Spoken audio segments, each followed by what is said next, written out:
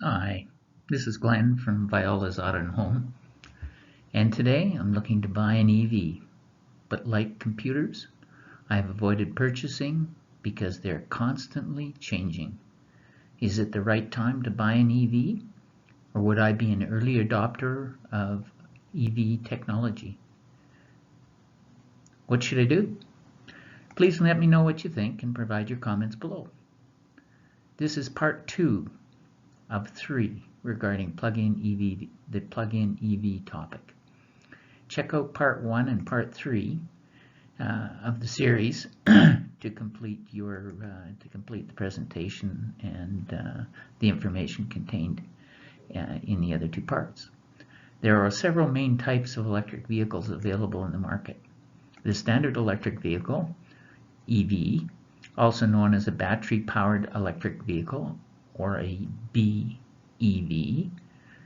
The next is a hybrid electric or HEV. And the third, the plug-in hybrid electric or PHEV. They're coming up with new acronyms every day. What is an EV? Well, Wikipedia indicates an electric vehicle or an electric car or battery electric car is an automobile that is propelled by one or more electric motors using energy stored in batteries. Of course, this also applies to trucks, vans, motorcycles, and other forms of electric-powered vehicles. I'm located in Canada, and most of the examples I've used are referencing using Canadian or US referenced facilities. There are a few references to Western Europe as I travel there as well. This presentation represents my opinion based on many articles I've researched on the internet and, of course, YouTube. Do your own research, as this was designed to provide enough information for you to be curious. I use several references throughout this presentation and have tried to include them in each one of the slides.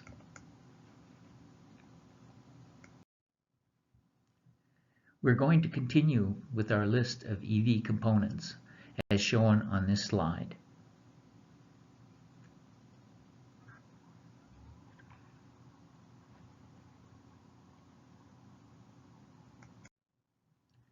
The caption shown on the slide illustrates how power is connected, stored, converted, and distributed to those consuming it in their EVs.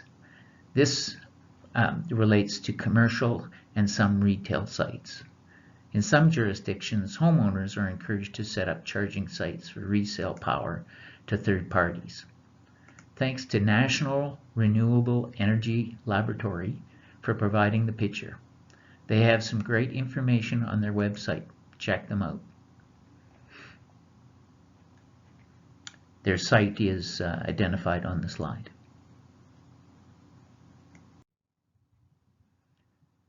Know your EV and battery charging port style before leaving home to charge at an external charging source to ensure your EV is compatible with the connectors available.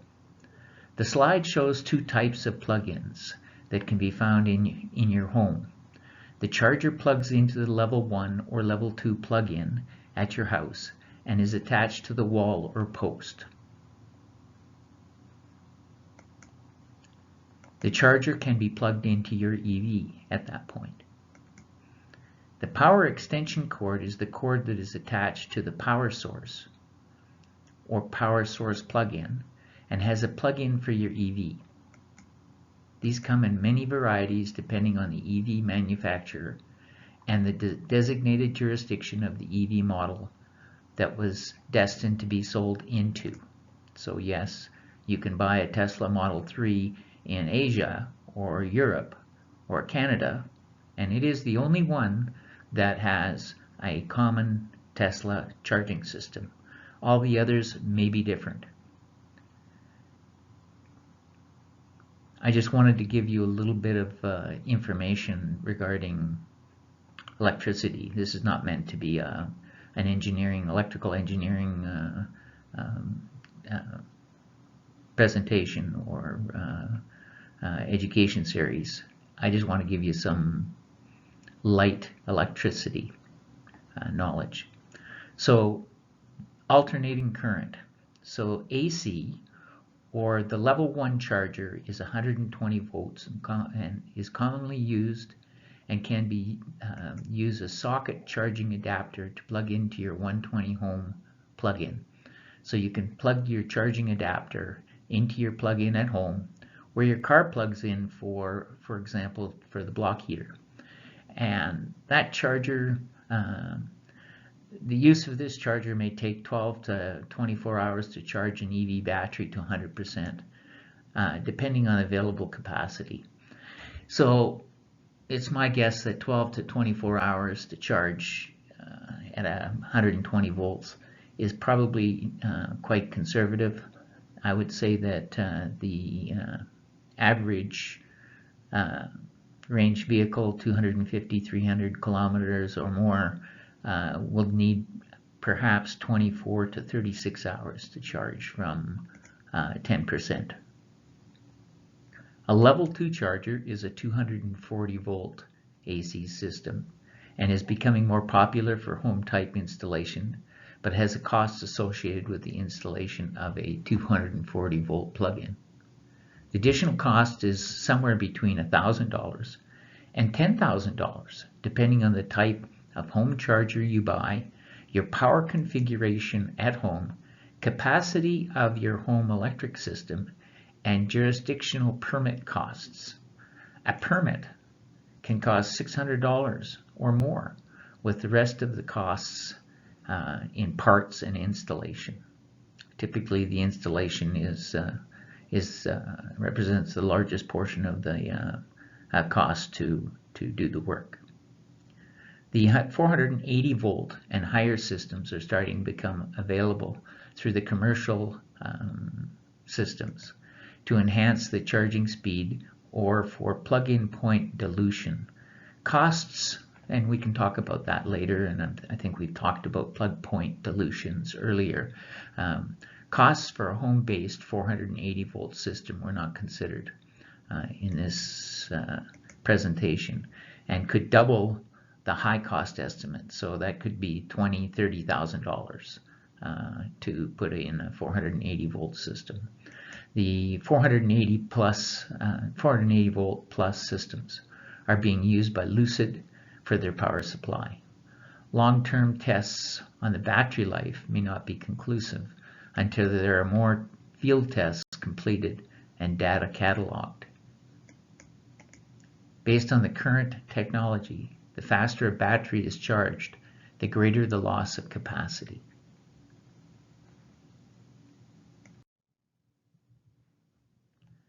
As you can see from the illustration on the left, there are several AC and DC connectors that could be, I guess it's to my left, it might be to your right. So there are several AC and DC connectors that could be on your EV, depending upon where you are located.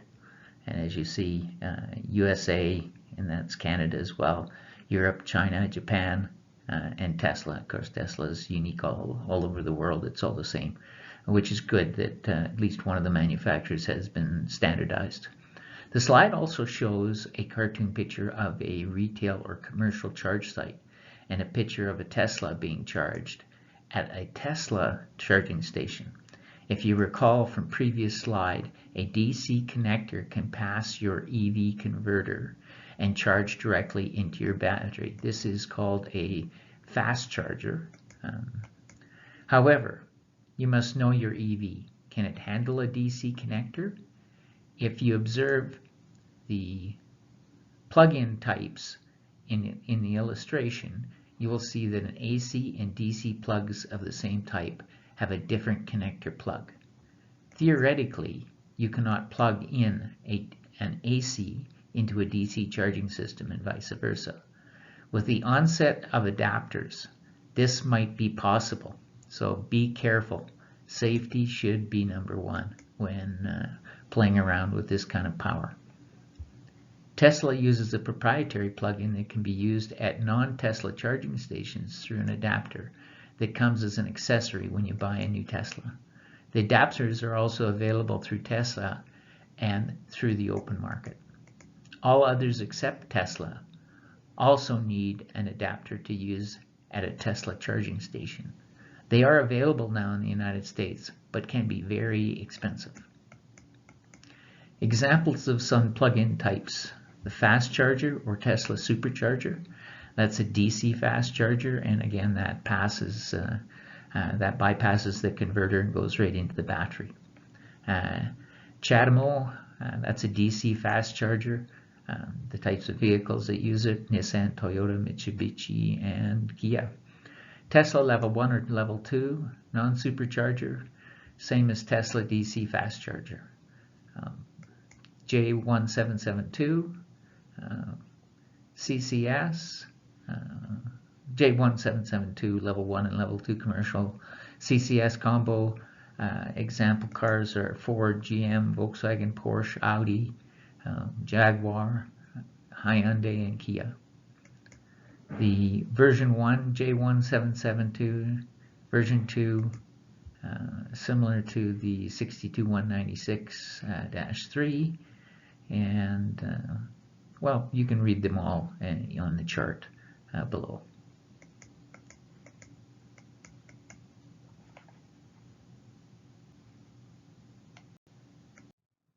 Just like a gasoline-powered vehicle on the road, an EV has a steering and suspension system composed of molded metal parts, bushings, shocks, and airbags, springs, steering components, etc. to maneuver the vehicle. These components are held in by molded metal parts that connect to the main infrastructure of the vehicle. Some of the molded metal parts, as well as other steering and suspension components, may fail prematurely, and depending upon the terrain that the EV has been driven on, these components may fail at a faster rate than a normal gasoline-powered vehicle. Remember, some EVs are manufactured from new automobile companies, suppliers, and have new or time-tested processes. These EVs will have unusual failures of components that the large, well-established multinational gasoline-powered vehicle manufacturers may not experience. Drivetrain consists of a controller, inverter, charger, electric motor, gearbox, differential, and drive axles. The controller is the computer. It's a piece of hardware that's loaded with software which manages the operation of the EV. As the EV has evolved, the older controllers have become redundant and are being replaced to handle more complex tasks. The inverter is used to change electricity provided from the battery from direct current or DC to alternating current or AC for the electric motor. This also changes the current from the regenerative braking system to allow for the EV battery charging using your brakes or your braking system. These are evolving with time and have been updated and replaced over time. The charger is the battery charging device. It allows the power source to connect and charge your EV battery. The electric motor is, of course, the drive mechanism of the EV. The basic components are shown on the diagram on the slide. Thanks to General Motors Corp for providing the image, and to Porter and Chester Institute for their outline of the 3 types of electric motors. There may be 1 or more electric motors in an EV, all of the same type, but not necessarily the same power output. Electric motors are very well designed and tested and have had very few problems. These usual wear items of an electric motor are bearings, bushings used to hold each end of the rotor shaft, and that's pretty well it. Usually, or the electronic components that attach to the motor. The gearbox is very similar to a gearbox found in the gasoline-powered cars, and will last very long, but the fluid contained in the housing needs changed about every 5 years, or 160,000 kilometers, 100,000 miles. This component lasts a long time if it hasn't been subject to constant abuse, such as jackrabbit starts or constant spirited driving. The differential is very similar to the gearbox and the differential found in gasoline-powered cars. This will last a long time, but the fluid contained in the housing needs to be changed again every 5 years or 160,000 kilometers, 100,000 miles. This component lasts a long time if it hasn't been subjected to constant abuse. Drive axles, as with all drive axles, they are susceptible to wear and tear of the flexible boots that cover the axle shaft constant velocity joint. So you need to be careful with these. If you hit a curb or you get into an accident or something involved in even a pothole can damage the CV joints depending on how hard or fast you've hit the pothole. These are typical wear items in all vehicles and usually last a very long period of time if not damaged due to accident or rough road surfaces. Brakes are composed of the traditional anti-lock hydraulic brake system and non-traditional regenerative braking system. The anti-lock braking mechanisms have been around for a long time, and some EV manufacturers use well-known, reliable brake parts that companies like Brembo manufacture. These are hydraulic-based, and the hydraulic fluid that is currently used absorbs water and therefore should be changed as often as once every 2 years. Brake pads and other braking components may not need to be replaced until 60,000 miles or 100,000 kilometers, or longer depending on your driving habits and the length of your journeys. Regenerative braking. While under acceleration, the electric motor drives the wheel, and when you let off the gas, the wheels drive the motor. This helps to slow the vehicle down using the gas pedal. This is called one-pedal driving. This is a more efficient way to use energy by marginally topping up the battery when you slow down. The average tire life expectancy is about 36,000 miles, or about 60,000 kilometers, due to tire pressure, weight, and the drivetrain of the vehicle. If you're a more spirited driver, you can expect even less mileage out of your tires.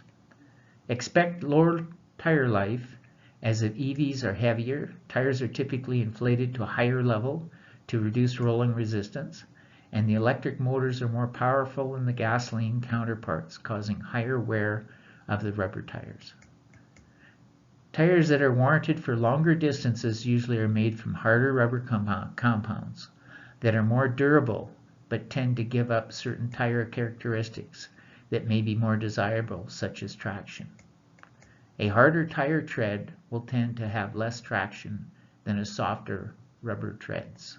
Softer tires are usually used in winter or icy and snowy conditions.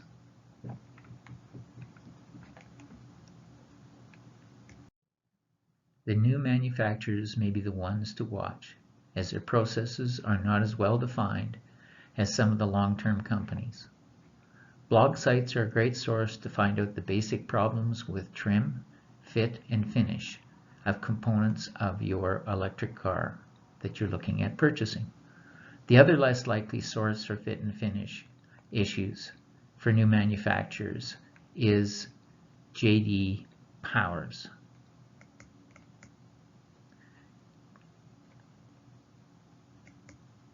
J.D. Power provides survey results from various car brands and models, but it usually takes a few years for them to test. Recently, however, J.D. Powers surveyed Tesla and gave them a score of 176 pp 100. The automaker is not officially ranked among other brands in the study because it doesn't meet the ranking criteria. Unlike other manufacturers, Tesla doesn't grant J.D. Powers permission to survey its owners in 15 of the United States where it is required. Tesla's score was calculated based on a robust sample of surveys from owners in the other 35 states. So to compare Tesla's score to other top luxury vehicles, most top luxury vehicles rank 80 to 100 pp 100. Or, you probably were asking, what does it mean? 80 to 100 problems per 100 vehicles. And yes, there are some gasoline-powered luxury brands that result in a score at or above 176 pp 100 that have been around for decades.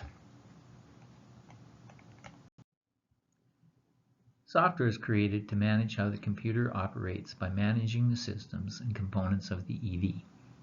We should expect that software is continually improving or changing to meet new conditions and situations. As such, there will always be software glitches that may require reloading, updating, or rebooting of your electric vehicle. Technology is always changing.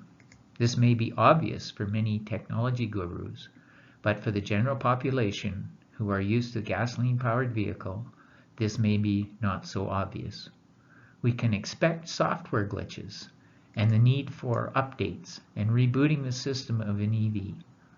The good news is that this can be rolled out through the internet without making the EV or taking the EV into a service center. The slide shows a very simple diagram of the various major components that are controlled by the EV software. They all interact together to ensure that the vehicle does what it's supposed to do and when it's supposed to do it. The system is much more complex than illustrated here.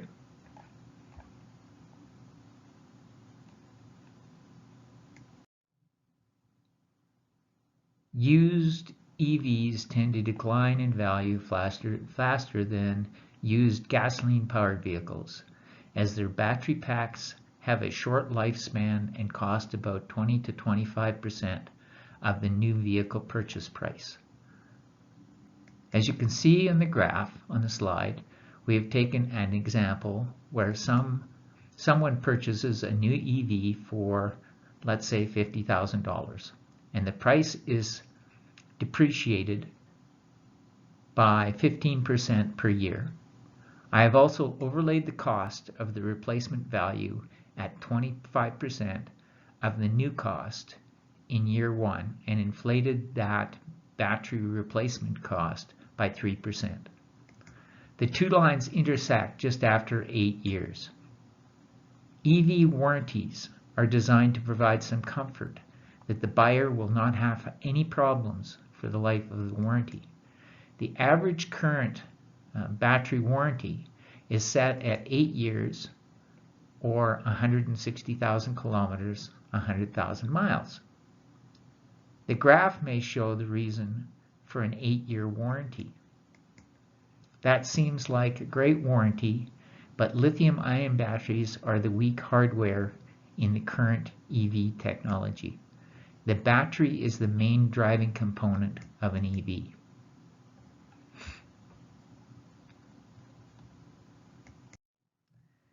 Creative technology gurus have already programmed some easy-to-use apps to help the EV traveler find charging stations. One such app is PlugShare. I mentioned on the part 1 of this 3-part series about an app. This is the app I was referring to. It's PlugShare. If you use GasBuddy app, you know how helpful these apps can be. However, the EV apps may not have the price advertised at the charging location like GasBuddy, but do offer the charging level 1, 2, and or 3. Also, you can sign up within the app for a more fulfilling experience. The location finder can be used without signing up. Example of charging types on the app are as follows. A wall charger, level 1 or 120 volts. CHAdeMO, CCS or SAE, J1772, and Tesla. The slide shows a series of photos using screenshot of a PlugShare app at Austin or San Antonio, Texas.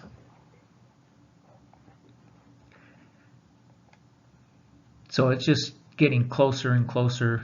This shows, the first one shows San Antonio, or a blowout from San Antonio and Austin, and then a close-up at Austin City Center, focusing on the orange location. And the third one, of course, is a more blow-up, and that orange location is a Tesla charger. All of the power providers tend to have their own applications for their network of charging locations. So you can upload to your phone your favorite source of power and create a road trip with destinations for charging station locations for your favorite power provider.